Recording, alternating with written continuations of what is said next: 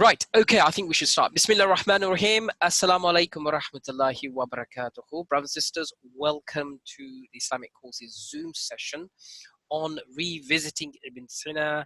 And today, Ibn Sina, today we are very privileged and honored and most grateful to have our dear teacher, Professor Yahya Michot, who is the Emeritus Professor of Islamic Thought and Christian Muslim Relations at Hartford Seminary, and is dining all the way from the US of A. So it's revisiting Ibn Sina today. Just a reminder for everyone, housekeeping rules. Please keep your phones or PCs on mute. It is being recorded, so if you are not registered already, leave your address here to receive a copy of the thing, of the recording. And there is a Q&A session. So the format is we're going to have around 20 odd minutes of the professor presenting his thoughts and reflections on revisiting Ibn Sina today. And then after that, we're going to open up for questions and answers and expanding any comments people have. For information, Professor Yahya Michot, as I said, is one of our teachers, but it's also, honestly, you know, we have really privileged and benefited to learn from one of the world's leading experts, not only on Ibn Taymiyyah, but also Ibn Sina. He was the director of the Center for Arabic Philosophy at the University of Louvain in Belgium, where he's delivered courses in Arabic, history of Arabic philosophy, history of the Muslim peoples and institutions of Islam, and commentary on Arabic philosophy texts. His main interests includes the history of Muslim thought, special reference to Ibn Sina in his predecessors, and impact on Sunni thought and Ibn Taymiyyah. So for a full bio, you can go to, I'll send it on the link, but you can go to the Hartford Seminary's website. So he was a fellow at the Islamic Studies and the Oxford Centre for Islamic Studies, and a lecturer at the Faculty of Theology at the University of Oxford, and currently, as I said, Emeritus Professor at the Islamic Thought. Is Emeritus Professor of Islamic Thought and Christian Muslim Relations at Hartford Seminary. So without further ado, Assalamu alaikum wa rahmatullahi, Professor. How are you? Ramadan Kareem? Yep. Assalamu alaikum, everybody. Good afternoon or good evening, everybody. I don't know what time it is over there. Ramadan Kareem to all of you. And thank you, Mizan, for organizing this Zoom session. This is your first Zoom, right? If I can remember. No, it's the third. I had 2 examinations of MA dissertations on Zoom last week. Fantastic. And as always, Professor, you're looking very young as usual. And don't overdo it. I'll hand it over to you, Professor. Beautiful. Thank you. Bismillah. Okay. So about Avicenna, I'm thinking, as we don't have that much time, to speak about 3 main points. First, the importance of that. Oh, I'm muted by host. What does that mean? Okay, it's okay now. Okay, so first point, speaking a bit about the importance of that thinker.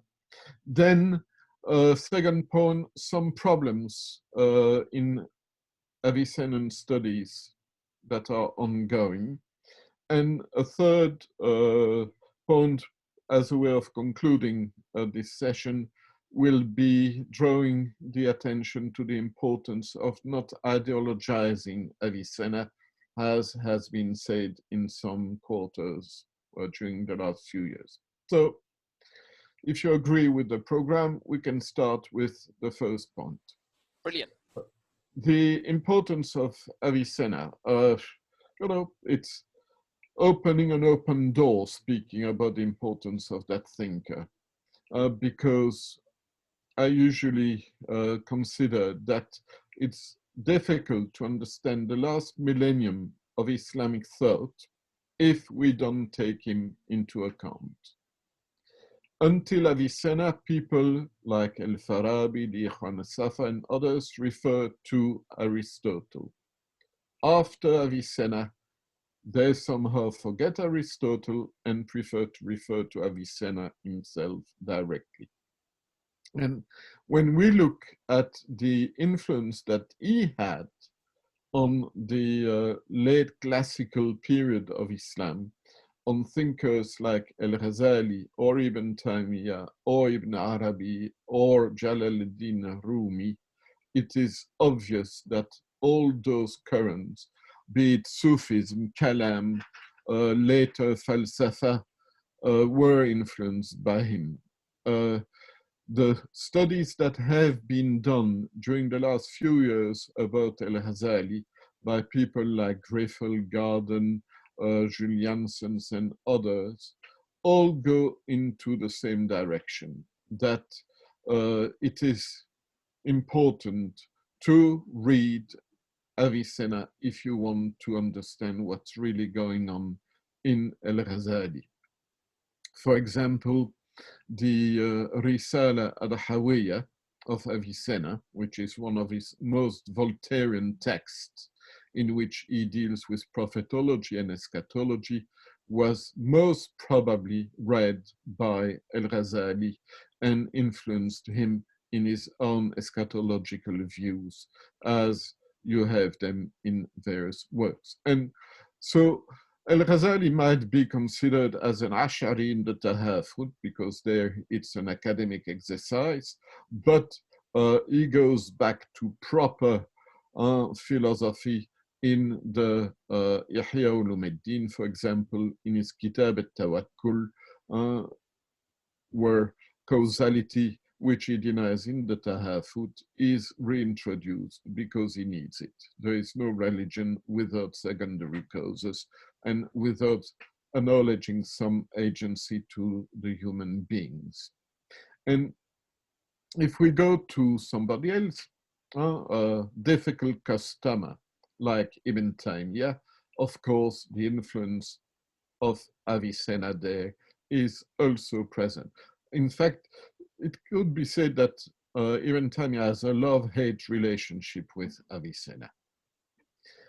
He will criticize him very often for various views, but he will also appreciate some of the points made by Avicenna. For example, he loves the fact that Avicenna, in his same Risala al-Hawiyya I've already spoken about, recognizes that Islam is a much better religious law than Christianity or any other religious law, and far more effective in its message. So in various passages, he praises Avicenna for going into that direction.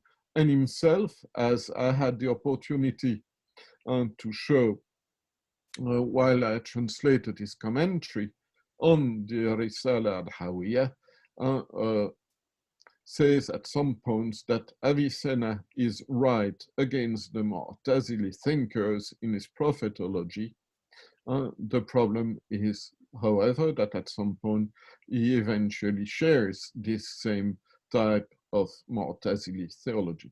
But so, you know, it is quite surprising to see somebody like a Hanbali theologian, like Ibn Taymiyyah, appreciating somebody like Avicenna, but it's something which cannot be done today. It is very, very obvious that a number of his ideas were borrowed by him from Avicenna. For example, his conception of fitra, the natural state humans are created by God, is very similar to the conception of fitra that you have in Avicenna. Because for Avicenna, that fitra can be forgotten, can be somehow deactivated by in the human life, but it is still there and it can be rediscovered, and you will have parallel similar statement in various works by Ibn Taymiyyah as well. Perhaps even less expected or surprising, more surprising would be the influence of Avicenna on the Sufism of Jalaluddin Rumi. I don't know if many of you have already attended a Sama' of the whirling dervishes of the Mevlevi order, but you can read the whole Sama' of the Mevlevis as an illustration of Avicennan metaphysics. It fits so well. The different moments of that sema correspond to basic elements of Avicennan metaphysics. It is as if the Mevlevi Sama was just showing through this, how can I say, theatralization, I don't know if the word exists in English, it is just showing what the metaphysics of Avicenna is about, which is that you cannot achieve any type of superior project if you do not include in that project all the inferior levels of yourself. And so if you wonder, does the Mevlevi whirling dervish reach ecstasy because he is dancing, or is he dancing because he is ecstatic? In fact, the answer is that both are true. He would not be ecstatic if he was not including in his ecstasy all all the inferior dimensions of himself, meaning his imagination, his body, etc., through the dance by focusing them at their level to what he is trying to achieve, which is ecstasy. And this is very typical of the including character of Avicennan philosophy. Nothing can ever be excluded. And God's hikmah, God's wisdom, God's merciful order of the good, Nizam al-Khair, as he says it in Arabic, includes everything from the highest levels of ontology to those very far away, low levels of being where the ontological light becomes nearly obscure. But obscurity does not really exist. Everything has to be considered as part of God's plan. Even evil is turned, as he says, evil is turned into good by God's providence, because it plays its role in the development of that Nizam al-Khair, order of good, which includes everything. And so what personally attracted me from the beginning to Avicenna was this will that we have in him to try to understand everything, the whole of reality in all its aspects, by using a minimal number of conceptual tools. Which means that I think with Avicenna, for the first time in the history of Western thought, we have a proper philosophical system, which makes Avicenna closer to Hegel, for example, than to Aristotle, rather than seeing him as some kind of late ancient thinker. I think he could at some point be considered as the first of the moderns, because of this all-encompassing philosophical system which he develops. And no wonder then that you see him interested in trying to give a philosophical explanation for the way invocations or prayer operate, or activities or rituals like the visitation of graves. And for all of those topics that he tackles, he tries to come with explanations that are part of his general philosophical system, which is amazing. And okay, this philosophical system can be today considered as obsolete, just as the cosmology of Ptolemy is obsolete, or Aristotelian metaphysics and can be considered obsolete. Who cares? It's not the details of this philosophical system that are important. it is this idea that humans should try to achieve an all-encompassing understanding of reality in all its aspects, because that reality goes back to God and in its concert is a praise of the divinity. So I think that very often, or sometimes, Avicenna is criticized for not really being a Muslim, or God knows what. We'll come back. I'll come back to that in the third point. I don't see any type of truth in those accusations, but the opposite. Can we move to the second point? And that second point, I would say, has to do with the ongoing problems that some people still have with understanding Avicenna. There are indeed questions that have not received a proper solution yet. Important questions. And we have different schools of Avicennan specialists today who do not agree with each other. For example, I don't agree with my friend Dimitri Gutas, nor with what his student David Reisman wrote in his books about Avicenna. And that has to do mainly with the dating of the Isharat and the nature of the Isharat.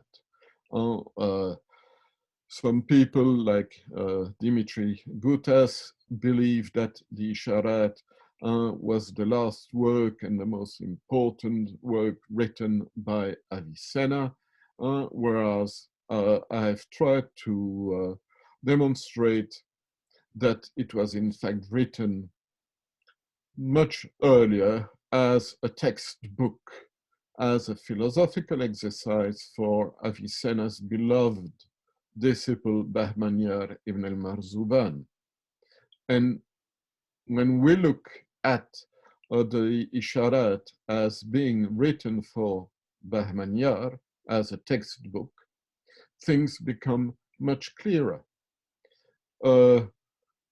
David Reisman, in his book on the Mubahasat, has made a number of mistakes in his translations of text of the Mubahasat and has complicated things when in fact the Avicennan texts are quite clear. And so we still need more studies about what I call the professional context in which Avicenna operated. It has nothing to do with what Henri Corbin was considering as the mystical reasons or mystical aspects of the Isharat. It has to do with the biography of Avicenna himself, the testimony that Giugiani gives about Avicenna's life is sometimes very misleading and has to be revisited in light of what Avicenna says himself, not in his autobiography, but in various other works. The problem is that we still do not have a complete list of passages of Avicennan texts that are of an autobiographical character. And as long as that is not done, we will still carry on discussing about dates of different writings, authenticity of different writings, and the general line that was followed in his career. And so those are problems that I hope a new generation of young Avicennan specialists will try to find a solution to. It would also be very useful to have some new philosophical lexicon of Avicenna, of the type that Guachon had published more than 50 years ago. But she had published that Avicennan philosophical dictionary on the basis of a limited number of texts. We now have far more texts that are available, sometimes, unfortunately, not very trustworthy editions. Some work could be done there as well. But if we were able to have a better understanding of the philosophical lexicon of Avicenna, that would also be very helpful. So I would invite the new generation of Avicennan researchers to go for some more interdisciplinary approach of the Sheikh al-Rais. Look at him in the environment, historical environment, professional environment in which he operated. Look at him in the within the framework of the Arabic language or Persian language for the Danishname of the time, which he used. And let's go back to the basics, because as long as we do not find solutions to those problems, there will still be many, many worthless discussions somehow. And, you know, I have put on internet at some point, it can be accessed, I think, on academia.edu, slides that I had used for a talk about the question of the dating of the Isharat and the Mubahasat that can be visited by you. And I'm preparing also to write down, this time in English, not in French, my thoughts about the whole matter. Because that's perhaps also something that younger Avicennan researchers should take into account. Read something else than what is written in English. And that's not just that's not just true for Avicenna, but for Al-Ghazali and others as well. It is wrong to think that only what is published in English is interesting in those matters. You have things that have been published in French or in German or in other languages that are as essential to have a proper view of Avicenna thought or of Al-Ghazali or others than what is just available in English. So that's what I would say about the problems. And then perhaps, because time is passing, I'll somehow conclude with a third point, which would be hoping that we will stop ideologizing Avicenna. I remember some, I think, Moroccan scholar who was saying that Avicenna somehow was an obscurantist, who was somehow the ancestor of the excesses of the even the Iranian revolution, whereas the light, the rationality should be found only in Averroes.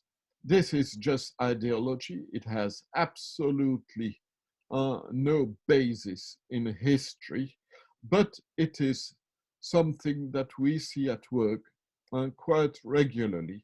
People using Avicenna or others for their own agenda. Oh no, at the end of the 20th century, I think at some point, the European Parliament even organized an Averroes Day, because that was the type of Muslim thinkers that Muslim minorities living in the West should take as an example, because he was an Andalusian, meaning he was a European, he was a rational thinker, he was not somebody like Avicenna, who was from far away Iran and was, as that Moroccan thinker was saying, some kind of obscurantist. We have to get rid of all those agendas, or at least we have to stop using great names of Islamic thought as arguments for particular agendas. And what is true about Avicenna can be also said about Al-Ghazali or about Ibn Taymiyyah. Al-Ghazali sometimes being promoted as the good Muslim, Hujjat al-Islam, whereas the other one, Ibn Taymiyyah, would be the great bad one, etc. It does not make sense. For a very basic reason is that we still have no proper, complete, all-encompassing understanding of what those thinkers wrote, because texts have not been edited properly, or are not translated, or all manuscripts have not been edited.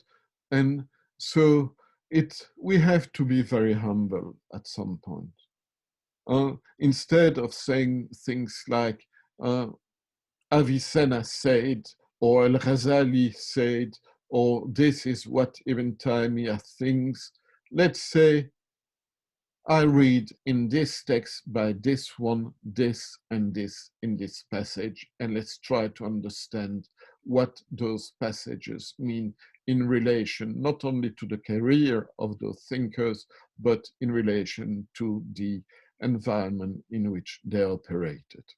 So,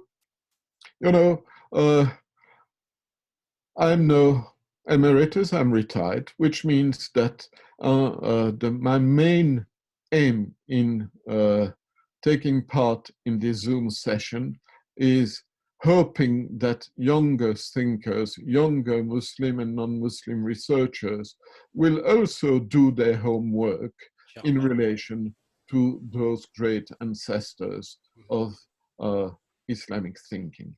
Thank you. Thank you so much, Professor. That was a wonderful, wonderful presentation. Very short, but to the point.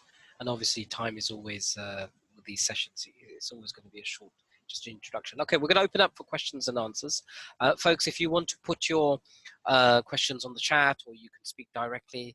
Either way, it's fine. We are recording it. If you haven't registered, don't worry. You can leave your email address, and we can send it over to you. If there's anyone on the group, please don't hesitate. I want to ask some questions.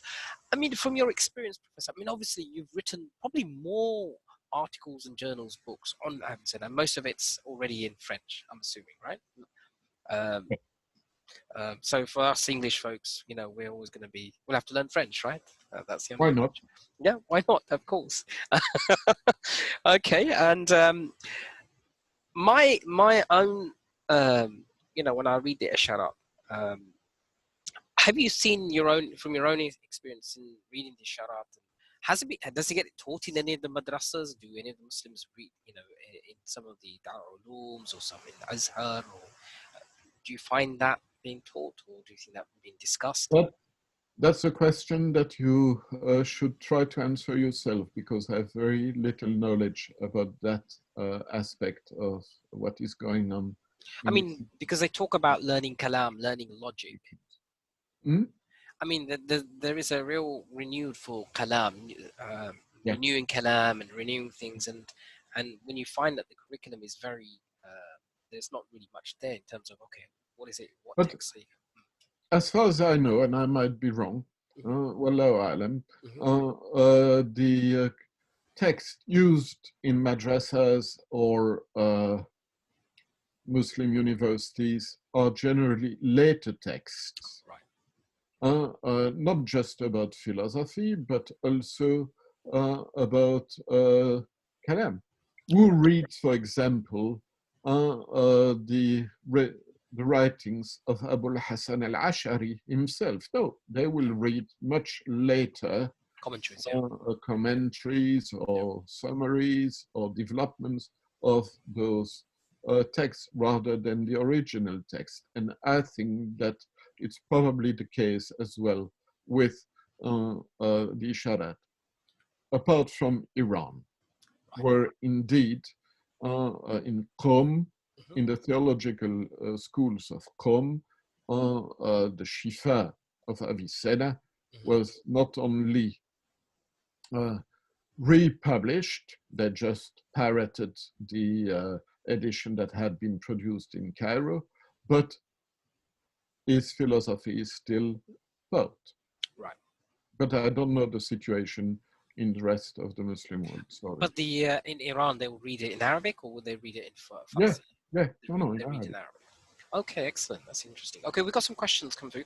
What are some of the French works you would recommend for us to read? Besides Ibn Sina, would you recommend? I will blow my own trumpet. I would say that. Sorry for that. I would say that.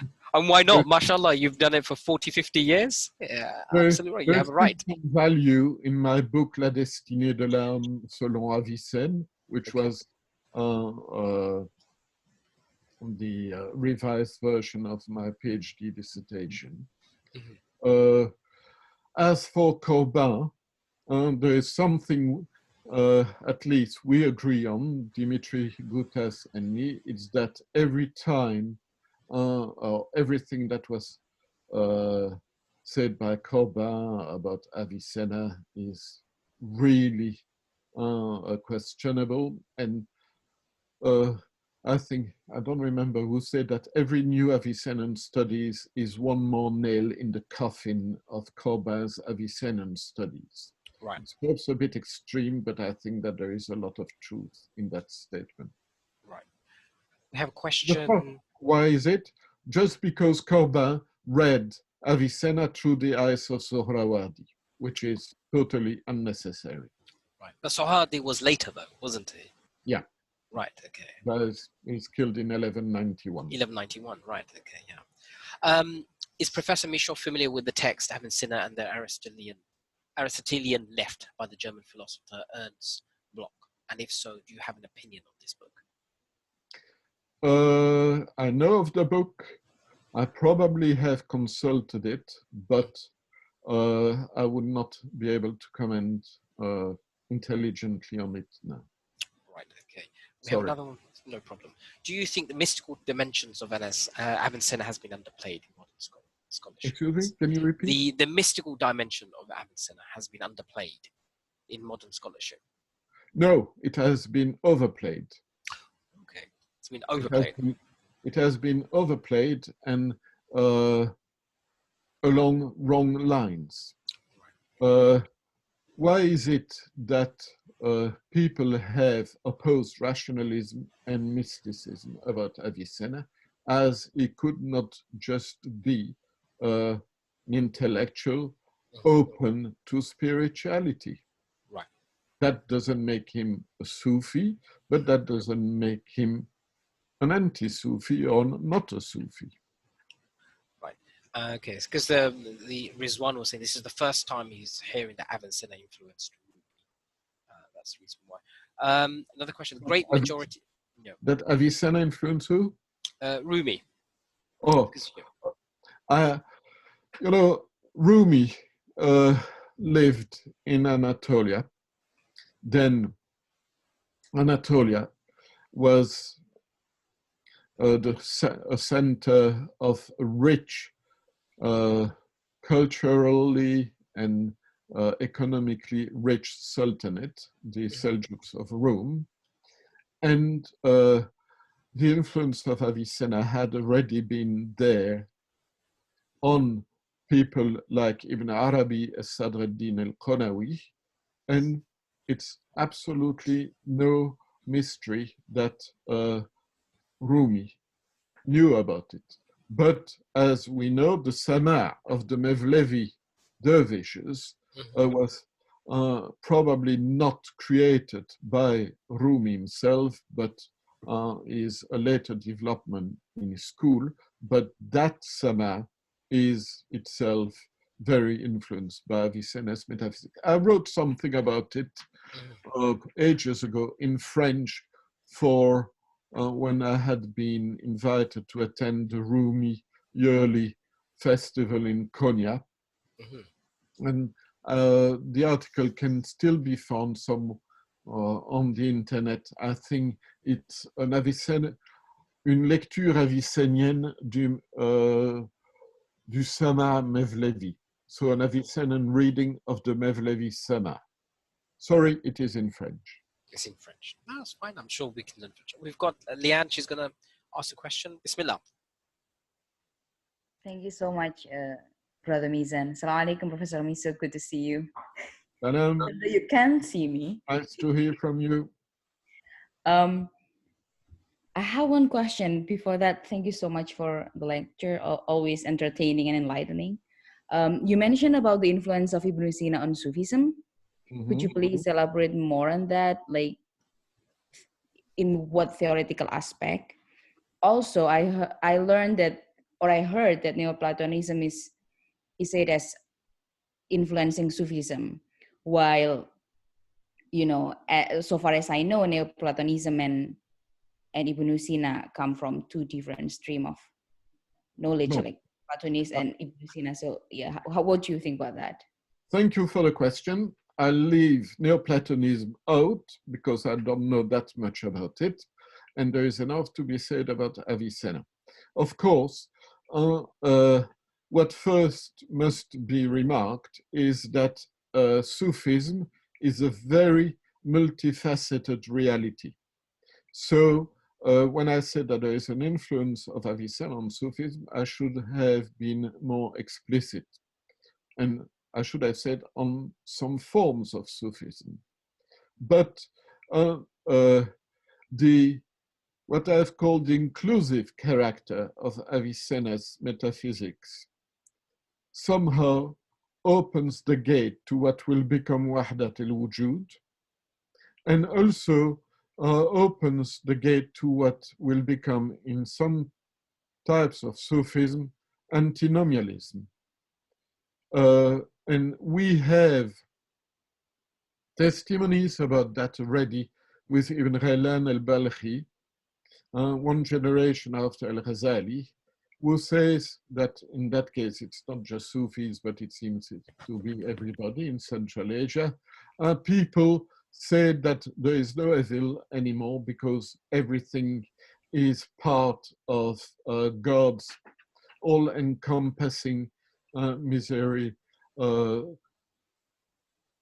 plan and Nizam al-Khair. You know, when you, like Avicenna does, consider that shar, evil, exists from some point of view, biwajhin ma, but somehow in reality is part of this order of good, Nizam al-Khair, that opens the gate towards all the excesses that you can imagine. And one of those excesses will be what has been called at some point Shahid Bazi, contemplating the beauty of God in the beauty of the faces of unbad youth. Why?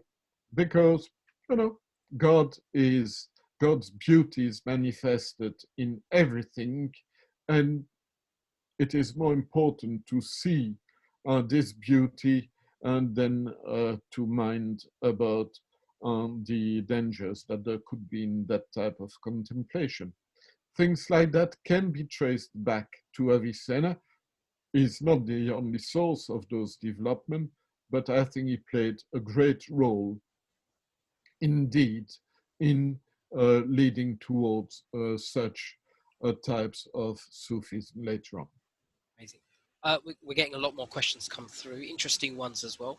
How important do you think Avicenna in hierarchies of knowledge, epistemology, was later Ashari, Juwayni, Ghazali, and so on? Then you will have you will have to invite for another Zoom session Frank Griffel or Jules Janssens for address that type of question. Okay. Sorry. Your friend Jules, he's in Belgium at the moment, isn't he? Yeah. Yeah, he's in Belgium, right. Okay, so we have another question. What is your opinion about the standard of English translations of the Shifa by Michael Marmura and John McNinnis, and the Arabic editions they used as well? There is a critical edition annotated in translations of the Metaphysics of the Shifa, Amos. Yes. Michael Marmura was an excellent scholar. I have not checked his translation word by word, but I think that generally I would trust it, but it has to be checked. Every translation has to be checked. And just read the text in Arabic. Arabic is not that difficult, contrarily to what is often said. It can be learned. Fantastic. And it is much better translations with Marmura than, for example, with some of the translations of David Reisman on his book on the Mubahasat. There he commits the most serious mistakes just because his knowledge of Arabic was deficient. And I would really, really ask people to be very cautious with the translations by David Reisman. Interesting point. The great majority of textual work on Avicenna were on his Ishara, which you imply is less of a mature work as written in the early part of his career. Do you think this is a problem in understanding Avicenna properly? I think that all the works written by Avicenna have to be taken into account if we want to have a proper understanding of his thought, the way it evolved in the environment in which he lived. The Isharat is surely not an alternative text that would have mystical dimensions as Corbin was claiming, etc. It is just one of the important texts which he wrote, but I claim, and my friend Dimitri disagrees, I claim that it was written for his beloved pupil, Bahmanyar, whom he says in the Mubahasat, the correspondence he has with Bahmanyar, that Bahmanyar is closer to his heart than a son, and that Bahmanyar owes everything he knows to him, Avicenna. So it is written as a philosophical exercise for Bahmanyar. And that's why at some point in his letters to Avicenna, Bahmanyar states, can you please start speaking clearly and not from behind the veil? And Avicenna answers, I think it's in Mubahasa 2 or Mubahasa 6, no, I speak from behind the veil because it's a good incitement for you to learn. So it has nothing to do with what David Reisman has made of that passage. He didn't see the relation between Avicenna's answer and Bahmanyar's demand. And hijab is the term used by Avicenna, saying, I speak min wara hijab, I speak from behind a veil. And David Reisman, in relation to that hijab, started inventing some kind of Hollywoodian a scenario featuring some kind of Chamberlain that would make the relations between Bahmanyar and Avicenna a bit of a problem. He confused hijab veil with hijab, Chamberlain, political terminology used in Andalusia, but not in Iran. But that's one of his mistakes. One of the accusations of some Muslim theologians about Avicenna was that he equated prophethood with philosophy. Excuse me? One of the accusations that some of the Muslim theologians about Avicenna was that he equated prophethood with philosophy. No, the main accusation, the one that comes back repeatedly, is that Avicenna was an Ismaili, which is totally wrong. And Dimitri Gutas has an excellent article in which he demonstrated with proper proofs that Avicenna was a good Hanafi, as many Muslim communities were in his time in Central Asia. So this idea that Avicenna was an Ismaili and that therefore he should have to be considered as an heretic. I don't know if the Ismailis are heretics, that's another question I will not go into now, is totally invalid. It is based on two sentences by Avicenna in autobiography when he says that when he was young, his dad and his brother were reading some Ismaili material at home, but that he himself, Avicenna, didn't share their ideas. So people read the first sentence and forget about the second, in which Avicenna says he didn't share their ideas. And he said, no, he belonged to an Ismaili family, so he had to be an Ismaili himself. There is a heretic and blah, blah, blah. Okay, excellent. It makes no sense. Makes no sense. Right. Okay, we've got a question from Sajjad saying, what books do you suggest for traditional madaris to incorporate in their syllabus to understand Ibn Rushd and Ibn Sina? Are they right? I think he meant Ibn Sina. In English or in any other language? Or in Arabic? Or I think, is Sajjad there? Sajjad, are you there? Would you like to comment maybe? Yes, if the book would be in Arabic, it will be fantastic for the students to understand. So Sajjad is Maulana Sajjad is from Arabic. Deoband. He's from Deoband. He's one of the management teachers at Deoband. I would ask the students to read parts of the Shifa, the metaphysics of the Shifa, but they would need to have a good coach, a good teacher that would be able to take them through that book. I would not let them read the Isharat directly, because the Arabic of the Isharat is far more difficult than the Arabic of the Shifa. It is also a shorter text in which Avicenna makes a point to express himself sometimes in a veiled, meaning more difficult way. So it would discourage the readers rather than encourage them.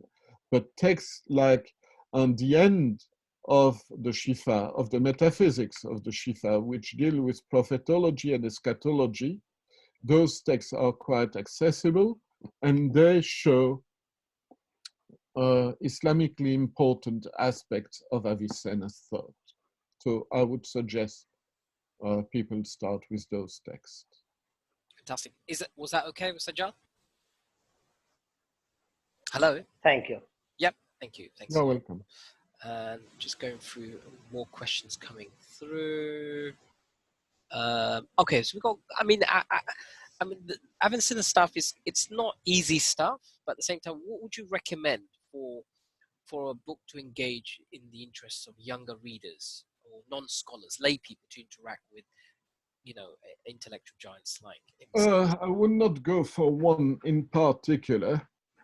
Of course, there are the book by Dimitri Gutas, Avicenna and the Aristotelian tradition, but to be read with a critical spirit, a critical mind. There are the books by McGuinness, what is the name? Tony Street, didn't he publish something about Avicenna in Cambridge, which is quite for a general reader? I don't remember that. I don't.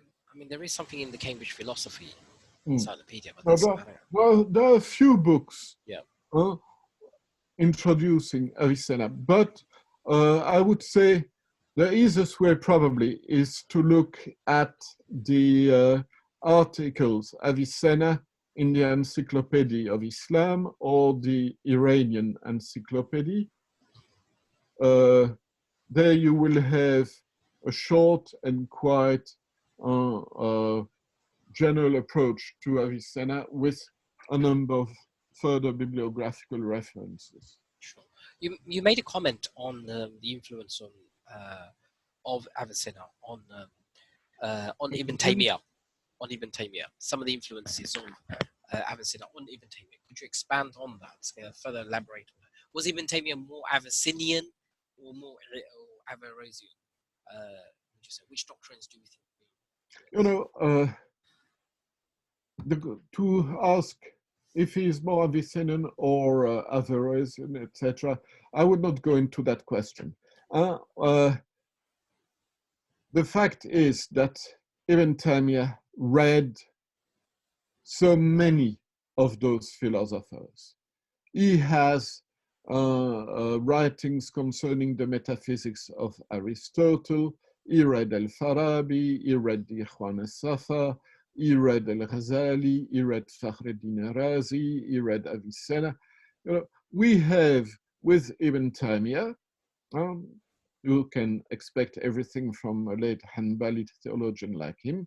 We have somebody who has a much wider knowledge of Islamic thought in its different currents before him, Sufism, Kalam, Falsafa, than anybody else. And so it makes studying him and translating him even more difficult, because I know that in some countries, they study and teach Ibn Taymiyyah without allowing the students to be taught philosophy or Sufism. It makes no sense. They cannot understand anything of Ibn Taymiyyah if they don't have a more interdisciplinary approach.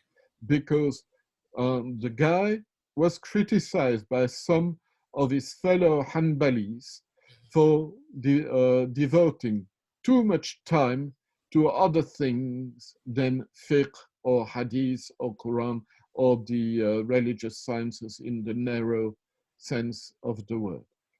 Because he had this interest for all types of thinking. Yeah, it's a polymath to some extent. Yeah. Okay, so we've got, I think Leanne is also saying, Ibn Sina is known as enjoying his life to the fullest. What do you think in relation of his Muslimness? Was he a committed Muslim? How Ibn Sina viewed Al-Farabi, what he differs from him, and how Ibn Sina views Al-Farabi? First, the Muslimness of Avicenna, if you doubt it, leave that to God. It's none of your business. That's God's problem. It's not our problem. As far as I'm concerned, I have absolutely no difficulty in seeing in Avicenna a very intelligent, committed Muslim. Allah, yes. As for his relation to practicalities of the faith or sinning, etc., who are we to stone him or throw at him the first stone? So and he was not the first nor the last sinner among Muslims. So why should we make too much of this? As for his relation with Al-Farabi, of course, he says himself in his autobiography that it's only by reading Al-Farabi that he finally understood the Metaphysics of Aristotle, which I think he had read some 40 times. But when we compare the metaphysics of the Shifa with the metaphysics of his earlier book, Kitab al-Mabda wal-Ma'ad, in the al-Mabda wal-Ma'ad is still very Farabian, and in the Shifa is not Farabian anymore. I've tried to show that in an article or a speech that I gave in Turkey at some point, and which can still be found also in PDF somewhere on the internet. Let me try to give you the more precise reference. Would it be in academia or something? Yes, but I'll give you the title. 1 minute. Yeah. It's in Proceedings of the International El-Farabi Symposium, Ankara, October 7-8, 2004. Right. And the article is called El-Farabi and His Influence on the Early Avicenna, the Evidence from the Kitab al-Mabda wal-Ma'ad. Fantastic. People should be able to Google that. If not, I'll get it off you, and I can send it to. It's in PDF somewhere on the internet. Somewhere on the internet. I mean, what's leading on? I mean, we've got a couple of minutes left. And it's in English. It's in English. Oh, fantastic! It's not in French. Okay, that's brilliant. I mean, what inspired? What got you into studying Ibn Sina? Really, did you study Ibn Sina first, or Ibn Taymiyyah first, or no? Really.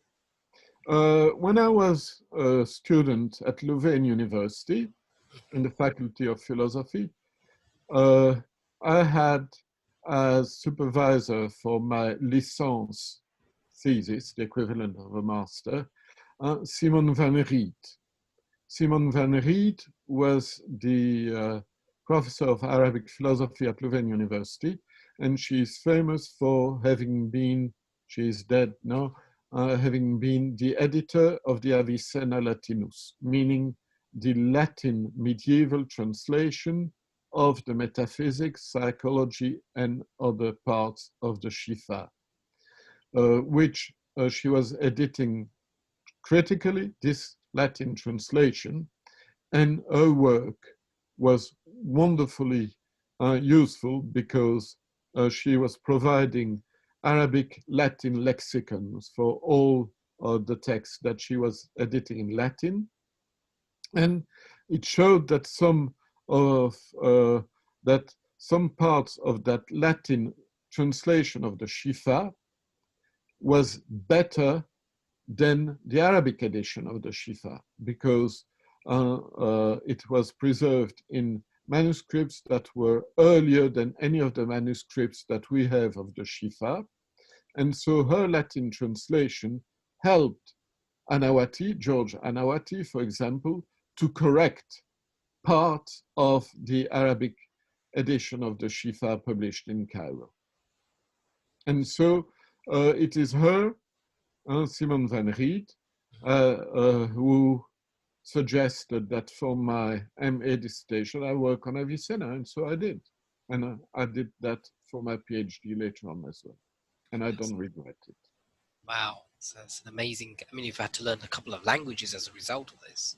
Just not only... Yeah, but in Belgium, that's quite natural. That's quite natural as well. I mean, one final question before we close, Professor. I mean, the future of, I know you mentioned it in your presentation. I mean, if you were to compare, like, there's a real revival to understand Ghazali, there's a real revival to understand Ibn Taymiyyah.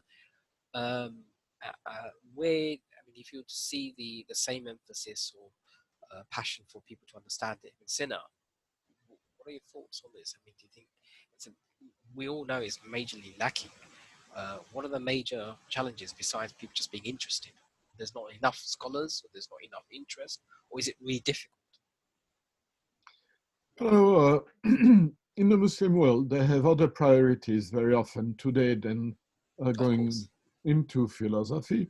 Yeah, philosophy is dead science at the moment. In the West, I think the Muslims and non-Muslims living in the West have the chance to have now, in the West, some of the best specialists of Islamic thought ever.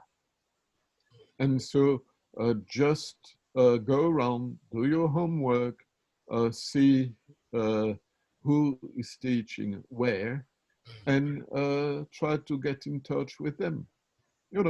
Frank Griffel in Yale for El-Ghazali.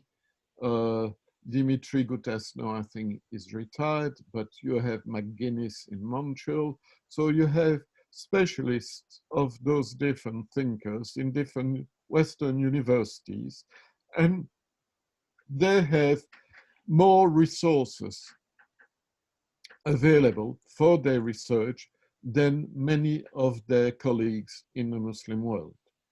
So I think that be it in the United States or in the United Kingdom or in France or in Germany, there are many scholars that still have a lot to say and to teach, and those are the ones that the younger generation should try to get acquainted. Do you think it's really got to do with the takeaways? With Ghazali, we can use the Ihya to build our spirituality. With Ibn Taymiyyah, it's more like a going to the sources and just trying to be very focused and, you know, trying to extract some sort of solutions. I mean, with Ibn Sina, it's more about the deeper philosophical aspects, which I can't really utilize or benefit from as an average Muslim or even as a scholar. I mean, do you think that's a problem, or do you think that's an No, issue?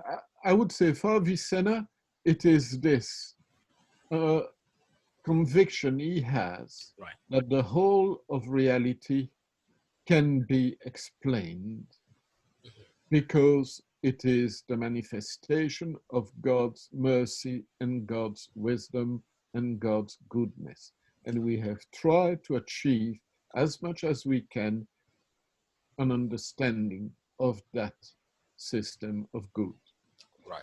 For Al-Ghazali, of course, you have all those books, not only the Ihya, but many others, that can be useful indeed to feed the spiritual life of Muslims or non-Muslims. That's obvious. But don't be naive. Don't forget that many of his ideas were somehow influenced also by Avicenna. They are not an antidote. Avicenna is not a poison, and Al-Ghazali is not an antidote. Fantastic. And similarly, for Ibn Taymiyyah, you know, I got interested in Ibn Taymiyyah because I knew nothing about him. Then I had bought his Majmu'at al-Rasail in 2 volumes, the old Cairo edition, and one day I was reading some of it, and I realized that he says about Avicenna's prophetology and eschatology what I had tried to demonstrate in my doctoral dissertation. So I thought he must be good. And so I got more and more interested in him. And I soon realized that what I believe in as a Muslim, he was able to phrase in a far more eloquent and understandable way than I would ever be able to do. So I got more and more interested in that guy as well, which doesn't mean I believe in everything he says. Don't make me say what I don't say. Fantastic. On that note, thank you so much, Professor. You're most welcome. We're looking forward to your next session on Ibn Taymiyyah. Hopefully we'll discuss the exact topic on that in our next Zoom, and it should be quite exciting. But it's been an amazing and very deeply spiritual and thoughtful session. Thank